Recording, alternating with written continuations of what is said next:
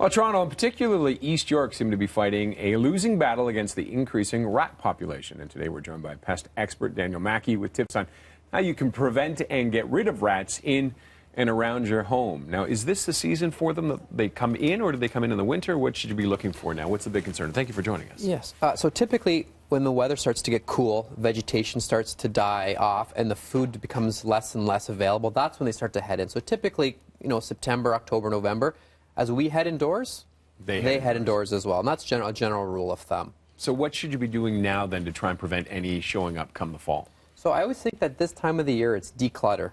Get it in your backyard, things that are sitting around your yard. So firewood, garbage, it's that spring cleaning. Check your yard as well. Not only the inside of your house and taking all those things you don't wear anymore, but on the outside of your house, do some management. Get that grass cut. Keep clutter away from the home.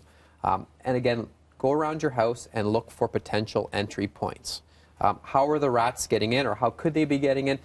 Take your thumb, and that thumb test. If your thumb can fit in a hole, so can the rat. So go around your house, and this is your gauge, and start seeing if your thumb can get in. And you're talking like rats that are normally about this big. They can get through a hole like that? Yep, absolutely. They can compress themselves, and it's all fur, right? Yeah. Yes, they're long and lanky, but it's all fur, and they will compress. And that thumb, that's your gauge, and they will squeeze in. So a size of a quarter, they will get into your house. All right. What are some of the best ways to plug it? You've got a couple of examples and so I just did something, here. Really, really simple. Don't be afraid of getting concrete and filling in holes. Here's a kit, available. You take it, you put water in here, you shake it up, and you have a little parging tool, and you can seal up the holes, right? So concrete is a permanent fix. Caulking, they'll chew through. Foam, spray foam. Everyone likes to spray foam the holes, but they'll chew through it. So look at permanent solutions.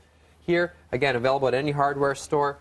You just grab some steel wool. Again, you can shove it in there. They don't like it. It's very abrasive. So when you pack it into that hole, then what will happen is they try to gnaw on it, and they can't. And it gets caught up, and it bothers them. The big thing is, do not use poison inside your home, because if you can, the rat will die, usually in an inaccessible area. So in the ceiling, in a vent somewhere, and that decomposition, that smell is horrendous. So poison inside, a big no-no. Now, what about poison outside? Should you use it, or should you be concerned with, obviously, if you have kids and dogs around, what about using it outside? Yeah, that's a great question.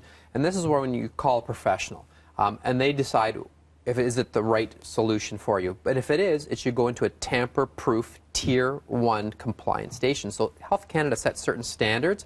So something like this is your sort of traditional sort of rat box, right? Where, again, it's child resistant and pet resistant, and it's anchored to the ground, so things cannot be disrupted. You have something simple as this one. This is sort of the new sort of evolution of the rat trap. This gets wall mounted. It doesn't scream, "Hi, I've got rats." I know. I love how discreet it is for the neighbors, right? Right, exactly. And I use something like this at my house because we live in the country, and oftentimes you can have rodent pressure around the outside of the house. So this can be mounted around a gas line or something of that nature, and it actually looks like a Bell or a Rogers box. And again, the bait or the traps go inside here.